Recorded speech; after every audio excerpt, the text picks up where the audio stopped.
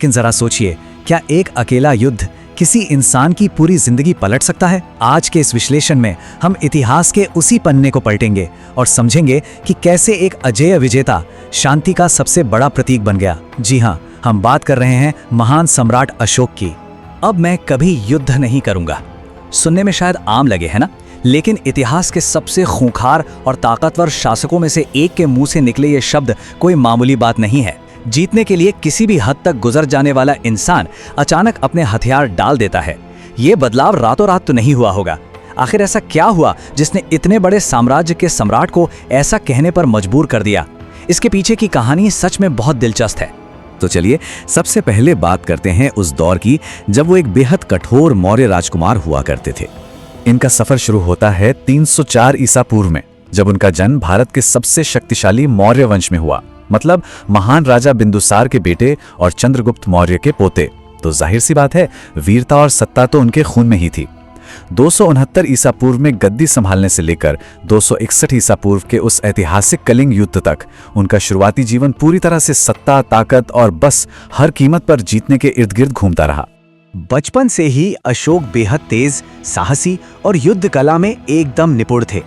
जब वो उज्जैन और तक्षशिला जैसी अहम जगहों के शासक थे ना, तो उन्होंने वहां हुए विद्रोहों को इतनी बेरहमी से कुचला कि दुश्मनों के बीच उनकी क्रूरता के किस्से दूर दूर तक फैल गए। वो एक ऐसे राजकुमार थे जो अपना कंट्रोल बनाए रखने के लिए किसी भी हद तक जा सकते थे, बिना किसी रहम के। अब इतनी महत्वाकांक्षा हो तो सिंहासन की लड़ाई तो होनी ही थी। पिता बिंदुसार के गुजरने के बाद भाइयों के बीच ही एक भयंकर और खूनी संघर्ष छिड़ गया। सत्ता की चाहत ही कुछ ऐसी होती है। इस लंबी और भयानक लड़ाई में अपने ही भाइयों से डटकर मुकाबला करने के बाद फाइनली 269 ईसा पूर्व में अशोक ने मौर्य साम्राज्य की गद्दी अपने नाम कर ली। पर रुकिए, राजा बनने के बाद भी उनकी भूख शांत नहीं हुई। अब उनका बस एक ही लक्ष्य था, अपने साम्राज्य का लगातार बिना रुके विस्तार करना। और फिर आता है वो मोड़, कलिंग की त्रासदी, जिसने सब कुछ बदल कर रख दिया। साम्राज्य को फैलाने की जबरदस्त भूख का अगला निशाना बना कलिंग। ये वही इलाका है जिसे आज हम उड़ीसा के नाम से जानते हैं।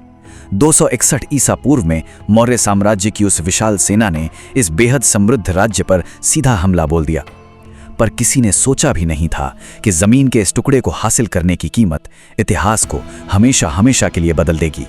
अगर हम इस युद्ध के आंकड़ों पर नजर डालें तो सच में रूह कांप जाती है। हजारों सैनिक खेत रहे, लाखों लोग बुरी तरह घायल हुए और न जाने कितने अनगिनत परिवार हमेशा के लिए उजड़ गए। जब युद्ध शांत हुआ ना, तो वहां जीत के जश्न की कोई आवाज नहीं थी। चारों तरफ सिर्फ लाशें थीं, खून था और दर्दनाक चीखें थीं। तबाही के इस खौफनाक मंजर ने उस अजेय शासक को अंदर तक पूरी तरह से तोड़कर रख दिया। वो जीत अब राख जैसी कड़वी लग रही थी।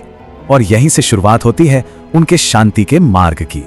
कलिंग युद्ध के बाद अशोक के अंदर एक बहुत बड़ा एकदम 180 डिग्री का वैचारिक बदलाव आया। क्रूरता, हिंसा और लोगों को बेरहमी से कुचलने वाला वो पुराना अशोक जैसे कहीं पीछे ही छोड़ गया।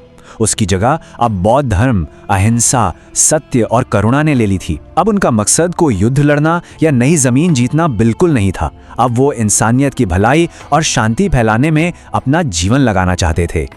और दिलचस्प बात यह है कि यह नई सोच सिर्फ उन तक सीमित नहीं रही। जरा सोचिए, एक इतने बड़े साम्राज्य की अपार शक्ति और पैसा जो पहले युद्ध में लगता था, वो अब भव्य स्तूप, विहार और मंदिर बनवाने में इस्तेमाल होने लगा। भगवान बुद्ध की शिक्षाओं को, सत्य और दया के संदेश को उन्होंने एक महाअभियान की तरह पूरे राज्य में फैला दिया। जो साम्राज्य कल तक तलवार के जोर पे चलता था, वो अब करुणा और इंसानियत के बल पर आगे बढ़ने लगा। इस बदलाव ने जन्म दिया अशोक की अमर विरासत को। एक शासक के तौर पर उन्होंने जन कल्याण की ऐसी मिसालें पेश की जो आज भी हैरान करती हैं। व्यापार और यात्रियों के लिए बेहतरीन सड़कों का जाल बिछाया गया, धूप से बचने के लिए छायादार पेड़ लगवाए गए और जगह जगह धर्मशालाएं बनी। लेकिन सबसे कमाल का कदम क्या था पता है? उन्होंने सिर्फ इंसानों के लिए ही नहीं, बल्कि जानवरों के लिए भी अस्पताल खुलवाए। हजारों साल पहले बेजुबान जानवरों के लिए मेडिकल केयर की व्यवस्था करना, ये अपने आप में उनकी करुणा की गहराई को साबित करता है। और हाँ, इसी दौरान निर्माण हुआ उन बेहद प्रसिद्ध अशोक स्तंभों का।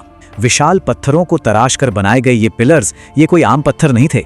इनके जरिए उन्होंने इंसानियत, शांति और सही आचरण के संदेशों को पत्थरों पर हमेशा के लिए उकेर दिया, ताकि आने वाली कई पीढ़ियां इन्हें पढ़ सकें और समझ सकें। इन स्तंभों की विरासत कितनी गहरी है, इसे समझना बहुत आसान है। हमारे आज के आधुनिक भारत का जो राष्ट्रीय प्रतीक है ना, वो उसी प्राचीन अशोक स्तंभ से ही तो लिया गया है। और तो और हमारे तिरंगे के ठीक बीच में जो नीले रंग का अशोक चक्र है, वो भी उन्हीं की देन है ना कमाल की बात। हजारों साल पहले गढ़ा गया वो शांति का प्रतीक आज भी एक पूरे देश की पहचान का सबसे अहम हिस्सा है। सम्राट अशोक का पूरा जीवन, उनके पूरे सफर को अगर एक विचार में समेटना हो तो वो ये है, असली जीत तलवार से नहीं बल्कि लोगों के दिल जीतने से होती है। उन्होंने पूरी दुनिया को यह सिखाया कि सबसे बड़ी शक्ति का इस्तेमाल कुछ तबाह करने में नहीं बल्कि क्षमा और करुणा के जरिए मानवता को जिंदा रखने में होना चाहिए। तो चलिए अंत में एक बहुत ही गहरा सवाल छोड़कर जाते हैं। क्या एक सही एहसास सच में हिंसा और खून खराबे से भरी एक पूरी विरासत को हमेशा के लिए बदल सकता है? महान अशोक की एक कहानी इस बात का सबसे बड़ा सबूत है कि इंसान चाहे कितना भी कठोर क्यों ना हो, उसके भीतर की करुणा कभी भी जाग सकती है और पूरी दुनिया का इतिहास बदल सकती है। हमारे इस ऐतिहासिक विश्लेषण में साथ जुड़ने के लिए बहुत बहुत धन्यवाद।